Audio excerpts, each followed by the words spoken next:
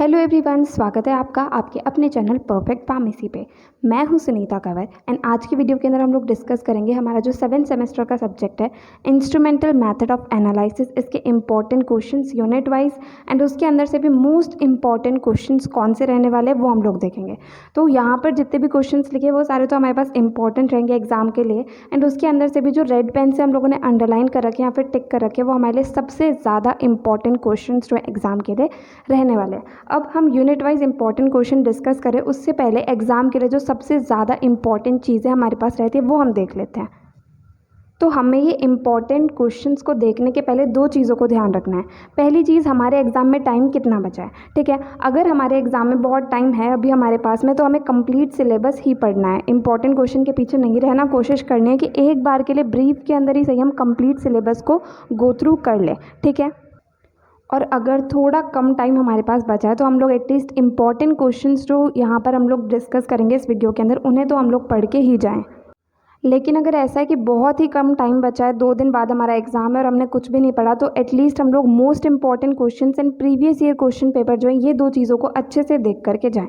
ठीक है, previous year question paper बहुत ज़्यादा इंपॉर्टेंट हमारे लिए एग्जाम के लिए रहते हैं, क्योंकि क्या होता है कि प्रीवियस ईयर के बहुत सारे क्वेश्चन जो हैं वो अभी वाले पेपर के अंदर रिपीट होते हैं। हम लोगों ने जनरली देखा ही होगा, अगर हम प्रीवियस ईयर क्वेश्चन पेपर देखते हैं हम लोग जो पेपर देख के आते हैं तो बहुत सारे क्वेश्चन जो हैं वो रिपीट भी होते हैं। ठीक है, तो कितना टाइम बचा है उसके बेसिस पर हम लोग को ये देखना है कि हम कंप्लीट सिलेबस पढ़ने वाले हैं या फिर सिर्फ इंपॉर्टेंट क्वेश्चंस पढ़ने वाले हैं या फिर मोस्ट इंपॉर्टेंट क्वेश्चंस पढ़ने वाले हैं।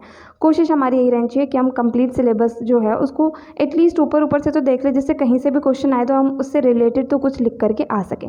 ठीक है, तो ये हो गया हमारा फर्स्ट पॉइंट। अब दूसरा पॉइंट हमारा ये आता है कि हमें चाहे कितना ही कम आता हो एग्जाम में, लेकिन सबसे इम्पॉर्टेंट ये रहता है कि हम किस तरीके से जो है आंसर्स को एंड जो भी चीज़ें हम शीट के अंदर लिख रहे हैं ना, हमारे फाइनल जो एग्जाम की जो शीट होती है उसके अंदर हम जो भी चीज़ें लिख रहे हैं वो किस तरीके से लिख रहे हैं वो चीज़ सबसे ज़्यादा मैटर करती है। तो इसके ऊपर पूरी डिटेल में वीडियो हम लोगों ने बनाई हुई है, उसका लिंक आपको डिस्क्रिप्शन में मिल जाएगा, वहाँ जा करके चेक कर सकते हैं। ठीक है, तो ये दो चीज़ें जो है हमें बहुत ज़्यादा ध्यान रखनी है एग्जाम देने के पहले। अब हम इंपॉर्टेंट क्वेश्चन जो है यूनिट वाइज वो देख लेते हैं। तो सबसे फर्स्ट हमारी आती है यूनिट फर्स्ट। ठीक है, यूनिट फर्स्ट जो है इसका टॉपिक हमारे पास है स्पेक्ट्रोस्कोपी, जो है वो फर्स्ट एंड सेकंड यूनिट के अंदर हम लोग को पढ़नी है, third fourth and fifth unit जो है उसके अंदर हम लोग को क्रोमेटोग्राफी पढ़नी है। ठीक है, तो फर्स्ट यूनिट के अंदर एक तो UV visible spectroscopy and fluorimetry, दो टॉपिक्स हमारे पास है। तो अब क्वेश्चन जो हमारे पास सबसे पहला आता है, describe various electronic transitions with the help of energy orbital diagram. तो इलेक्ट्रॉनिक ट्रांजिशंस होते क्या है, सबसे पहले तो उसके डेफिनेशन, देन अलग अलग जो इलेक्ट्रॉनिक ट्रांजिशंस होते हैं उन्हें हम लोग को डिस्क्राइब करना है, डायग्राम जो है डायग्राम वो हम लोगों को बनाना है। ठीक है, एनर्जी ऑर्बिटल डायग्राम। तो ये हमारा क्वेश्चन है, जनरली 5 मार्क्स का क्वेश्चन होता है एंड इसके अंदर से 2 मार्क्स का क्वेश्चन भी निकल के आ सकता है, जैसे इलेक्ट्रॉनिक ट्रांजिशन की डेफिनेशन हो गई, एनर्जी ऑर्बिटल डायग्राम से बनाना है तो 2 मार्क्स का भी हो सकता है। बाकी ये जो कंप्लीट क्वेश्चन है हमारे पास 5 मार्क्स का आता है। एंड इलेक्ट्रॉनिक ट्रांजिशन वाला जो टॉपिक है वो सबसे ज़्यादा इंपॉर्टेंट जो है वो रहता है, बहुत बार मतलब एग्जाम के अंदर पूछा जाता है। ठीक है, सेकेंड आता है डिफाइन क्रोमोफोर्स। तो क्रोमोफोर्स होते क्या है, उसकी सिंपली डेफिनेशन जो है वो कभी कभी 2 मार्क्स के अंदर पूछ ली जाती है। अब इसके बाद में स्पेक्ट्रल शिफ्ट करके एक टॉपिक है हमारे पास फर्स्ट यूनिट के अंदर। तो स्पेक्ट्रल शिफ्ट जो है इसके अंदर हमारे पास 4 तरह की शिफ्ट्स जो है वो होती हैं, जैसे हाइपरक्रोमिक शिफ्ट हो गई, हाइपोक्रोमिक हो गई, हिप्सोक्रोमिक एंड बेथोक्रोमिक। तो इसमें से हाइपरक्रोमिक एंड बेथोक्रोमिक ये दोनों शिफ्ट जो है इसकी डेफिनेशन जनरली 2 मार्क्स के अंदर पूछी जाती है, या फिर कोई भी 2 शिफ्ट के बारे में 5 मार्क्स के अंदर जो है वो क्वेश्चन हमारे पास पूछा जा सकता है। ठीक है, नेक्स्ट आता है describe the effect of solvent on absorption spectra. तो सॉल्वेंट का क्या इफेक्ट रहता है एब्जॉर्प्शन स्पेक्ट्रा के ऊपर, ये क्वेश्चन जो है हमारे पास 5 मार्क्स के अंदर बहुत बार एग्जाम के अंदर पूछा जाता है। ठीक है, नेक्स्ट आता है define beer-Lambert's law, discuss the causes of deviations from it. तो सबसे पहले बियर-लैम्बर्ट्स लॉ होता है कि इसकी डेफिनेशन 2 मार्क्स के अंदर हर बार ही पूछी जाती है। ठीक है, देन इसके अंदर डेविएशंस के क्या क्या कारण होते हैं वो चीज़ हम लोग को बतानी है। तो ये कंप्लीट क्वेश्चन जनरली 5 मार्क्स का आता है, ये भी बहुत ज़्यादा इंपॉर्टेंट एग्जाम के लिए रहता है, ऑलमोस्ट हर बार ही जो है ये क्वेश्चन पूछा जाता है। ठीक है, नेक्स्ट हमारे पास आता है discuss the instrumentation and working of double beam UV visible spectrophotometer and give applications of UV visible spectroscopy. तो सबसे पहले तो जो double beam UV visible spectrophotometer है, ठीक है, इसका इंस्ट्रूमेंटेशन एंड इसकी वर्किंग किस तरीके से होती है वो कंप्लीट हम लोग को बताना है। उसके बाद में यूवी विजिबल स्पेक्ट्रोस्कोपी जो इसकी एप्लीकेशंस क्या रहती है वो हम लोग को बताना है। तो ये जो कंप्लीट क्वेश्चन है हमारे पास ये 10 मार्क्स का जो है वो बन जाता है, ठीक है। एंड यहाँ से सबसे ज़्यादा इंपॉर्टेंट जो हर बार ये एग्जाम के अंदर पूछा जाता है वो है double beam UV visible spectrophotometer का इंस्ट्रूमेंटेशन, ठीक है, कि इसके अंदर क्या क्या चीज़ें जो है वो रहती है, क्या क्या पार्ट्स रहते हैं, वो कंप्लीट हम लोग को इसके अंदर बताना होता है, ठीक है। तो इस तरीके से कंप्लीट क्वेश्चन तो हमारा 10 मार्क्स का बन जाता है। अगर सिर्फ हम इंस्ट्रूमेंटेशन की बात करें तो हमारा 5 मार्क्स का क्वेश्चन जो है वो हो जाता है। नाउ नेक्स्ट आता है व्हाट इज क्वेंचिंग। तो क्वेंचिंग टर्म जो है वो फ्लोरीमेट्री के अंदर आता है, तो इसकी डेफिनेशन हर बार 2 मार्क्स के अंदर पूछी ही जाती है, ठीक है। Next is explain factors affecting fluorescence. तो फ्लोरोसेंस को इफेक्ट करने वाले फैक्टर्स कौन कौन से होते हैं, ये क्वेश्चन हमारे पास जनरली 5 मार्क्स के अंदर आता है, ये भी हर बार ऑलमोस्ट पूछा ही जाता है, ठीक है। तो फ्लोरीमेट्री में से 2 क्वेश्चन जो है यही आते हैं, ये बहुत ज़्यादा इंपॉर्टेंट रहते हैं। एंड यूवी विजिबल स्पेक्ट्रोस्कोपी में से भी हम लोगों ने देख लिया इलेक्ट्रॉनिक ट्रांजिशंस वाला क्वेश्चन, बीयर-लैम्बर्ट्स लॉ, एंड ये इंस्ट्रूमेंटेशन जो है double beam UV visible spectrophotometer का, ये जो है ये सबसे ज़्यादा इंपॉर्टेंट रहता है।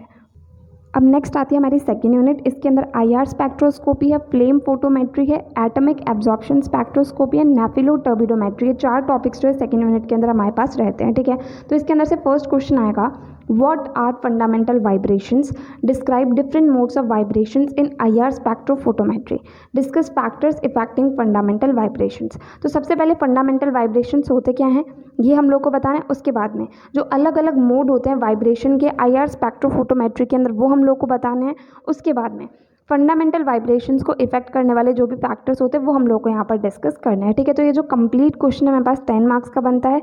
इसके अलावा 2 मार्क्स के अंदर फंडामेंटल वाइब्रेशंस की डेफिनेशन पूछी जा सकती है। एंड सबसे ज़्यादा इंपॉर्टेंट जो हर बार ही पूछा जाता है वो है फैक्टर्स इफेक्टिंग फंडामेंटल वाइब्रेशंस, जो कि 5 मार्क्स के अंदर बहुत बार हमारे पास ये क्वेश्चन जो है वो पूछा जाता है। Next is right a note on the detectors used in IR spectrophotometer. तो आईआर स्पेक्ट्रोफोटोमीटर का जो इंस्ट्रूमेंटेशन होता है उसके अंदर अलग अलग तरह के जो डिटेक्टर्स यूज होते हैं ना वो हम लोग को यहाँ पर बताने। तो ये क्वेश्चन जनरली 5 मार्क्स के अंदर जो है हमारे पास पूछा जाता है। Next is give principle instrumentation and applications of flame photometry. तो जो फ्लेम फोटोमेट्री है इसका प्रिंसिपल जो है वो हर बार ही 2 मार्क्स के अंदर पूछा जाता है। बाकी अगर कंप्लीट हम लोग 5 मार्क्स या 10 मार्क्स के अंदर इस क्वेश्चन को देखें तो उसके अंदर हमसे फ्लेम फोटोमेट्री का प्रिंसिपल, उसका इंस्ट्रूमेंटेशन एंड उसकी एप्लीकेशंस क्या होती है, ये तीनों चीज़ें जो हैं वो पूछी जा सकती हैं, ठीक है। Next is describe principle instrumentation and applications of. First तो आता है atomic absorption spectroscopy and second आता है नेफिलो टर्बिडोमेट्री, ठीक है। तो इन दोनों में से किसी भी एक की हम लोग को प्रिंसिपल इंस्ट्रूमेंटेशन एप्लीकेशंस तीनों चीज़ें जो है वो बतानी होती हैं। इन दोनों में से भी एटॉमिक एब्जॉर्प्शन स्पेक्ट्रोस्कोपी वाला टॉपिक जो है वो ज़्यादा इंपॉर्टेंट रहता है, ये ज़्यादा बार जो है एग्जाम के अंदर हमसे पूछा जाता है। तो इस तरीके से ये वाला क्वेश्चन जो है ये भी हमारे पास 5 मार्क्स का या फिर 10 मार्क्स का जो है वो हो जाता है, ठीक है। नेक्स्ट हम लोग देखते हैं हमारी यूनिट 3, ठीक है। यूनिट 3 के अंदर से क्या क्वेश्चन या टॉपिक्स जो है वो हमारे पास इंपॉर्टेंट रहने वाले। तो 3rd यूनिट से हमारे पास क्रोमेटोग्राफी जो है वो वाला टॉपिक स्टार्ट हो जाता है। एंड इसके अंदर एक तो कॉलम क्रोमेटोग्राफी आता है, देन थिन लेयर क्रोमेटोग्राफी आता है, देन पेपर क्रोमेटोग्राफी आता है, इलेक्ट्रोफोरेसिस जो है वो टॉपिक भी इसके अंदर आता है। इसके अंदर फर्स्ट क्वेश्चन हमारे पास आता है explain separation techniques involve in column chromatography. तो जो कॉलम क्रोमेटोग्राफी होती है इसके अंदर जो अलग अलग सेपरेशन टेक्निक्स इन्वॉल्व होती है वो हम लोग को यहाँ पर एक्सप्लेन करनी है। तो ये क्वेश्चन जनरली 5 मार्क्स के अंदर या फिर 10 मार्क्स के अंदर जो है ये पूछा जा सकता है। अब जितने मार्क्स का क्वेश्चन पूछा जाएगा उसी के अकॉर्डिंग जो हम लोग को आंसर जो है वो लिखना होता है, ठीक है। Next is discuss methodology and applications of partition column chromatography.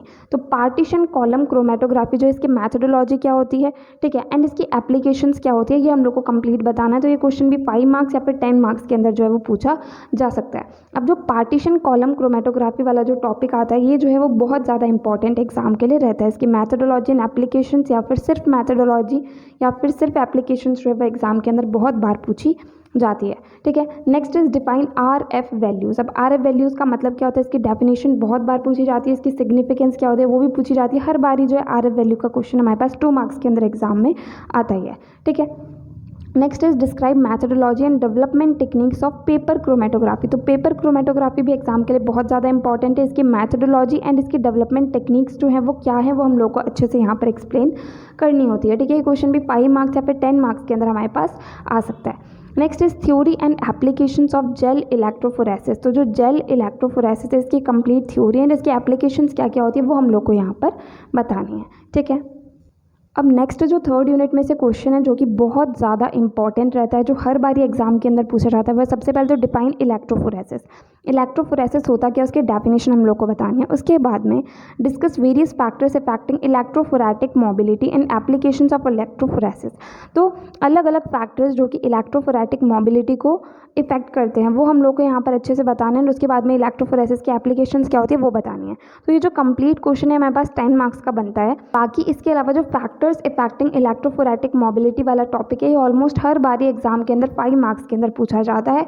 And electrophoresis की डेफिनेशन जो ये भी 2 मार्क्स के अंदर बहुत बार पूछी जाती है। ठीक है, अब नेक्स्ट हम लोग देखते हैं यूनिट 4। तो यूनिट 4 के अंदर भी क्रोमेटोग्राफी है। इसके अंदर 2 तरह की क्रोमेटोग्राफी, एक तो गैस क्रोमेटोग्राफी एंड एक HPLC जो कि हाई परफॉर्मेंस लिक्विड क्रोमेटोग्राफी होती है। 2 टॉपिक्स हमारे पास है। ठीक है, तो फर्स्ट क्वेश्चन आएगा what is derivatization in gas chromatography.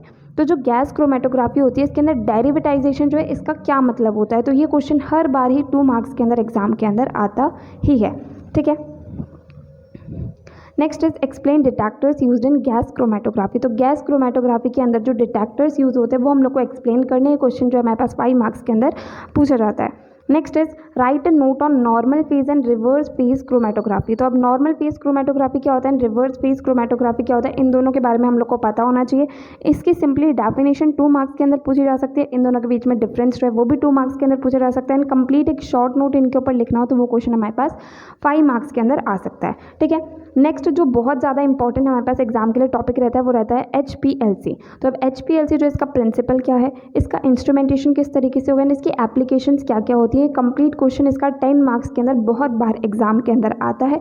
या फिर इसका प्रिंसिपल एंड इंस्ट्रूमेंटेशन पूछ लेंगे 5 मार्क्स के अंदर। इस तरीके से मतलब अलग अलग क्वेश्चंस बन सकते हैं, बट HPLC का एक क्वेश्चन जो है वो तो आता ही आता है। तो इस तरीके से HPLC वाला टॉपिक जो है भी बहुत ज़्यादा इंपॉर्टेंट हमारे लिए रहता है। अब लास्ट हमारे पास में आती है यूनिट 5। ठीक है, यूनिट 5 के अंदर हमारे पास जो टॉपिक्स आते हैं, पहला आता है आयन एक्सचेंज क्रोमेटोग्राफी, सेकंड आता है जेल क्रोमेटोग्राफी एंड थर्ड आता है एफिनिटी क्रोमेटोग्राफी। तो इसमें से एफिनिटी क्रोमेटोग्राफी जो है इसकी तो जनरली सिर्फ डेफिनेशन जो है वही पूछी जाती है कि what is affinity chromatography. 2 marks के अंदर सिंपली इसकी डेफिनेशन ही पूछी जाती है। ये क्वेश्चन जो है ये वाला टॉपिक हमारा इतना ही इंपॉर्टेंट रहता है। देन आयन एक्सचेंज क्रोमेटोग्राफी जो ये वाला टॉपिक बहुत ज़्यादा इंपॉर्टेंट हमारे पास एग्जाम के लिए रहता है कि इसका प्रिंसिपल क्या होगा, इसकी मैथडोलॉजी क्या होगी एंड इसकी एप्लीकेशंस क्या होगी। बहुत बार एग्जाम के अंदर पूछा जाता है। तो तीनों चीज़ें पूछी जाएंगी तो ये क्वेश्चन 10 मार्क्स के अंदर आ जाएगा। अगर कुछ 1 या 2 चीज़ें पूछी जाएंगी तो 2 मार्क्स या 5 मार्क्स के अंदर इसका क्वेश्चन जो है वो आ सकता है। ठीक है, then mechanism of ion exchange process. तो आयन एक्सचेंज प्रोसेस का कंप्लीट मैकेनिज्म क्या होता है वो हम लोग को यहाँ पर बताना है। ये क्वेश्चन भी हमारे पास 5 मार्क्स के अंदर आता है। Next is factors affecting ion exchange. तो आयन एक्सचेंज को इफेक्ट करने वाले फैक्टर्स कौन कौन से होते हैं, ये क्वेश्चन भी जनरली 5 मार्क्स के अंदर हमारे पास पूछा जाता है। Next is describe jail chromatography in brief. तो जो जेल क्रोमेटोग्राफी है इसे ब्रीफ के अंदर मतलब 5 मार्क्स का क्वेश्चन जो इसका जनरली पूछा जाता है उसके अंदर मतलब डायरेक्टली ही इसका जो थ्योरी हो गया, इंस्ट्रूमेंटेशन हो गया, एप्लीकेशंस हो गया वो डायरेक्टली पूछी जा सकती है। या फिर जनरली आप अपनी मर्जी से जितना कंटेंट चाहे वो 5 मार्क्स के अंदर लिख सकते हैं। तो इसका क्वेश्चन भी हमेशा एटलीस्ट 5 मार्क्स के अंदर तो आता ही है।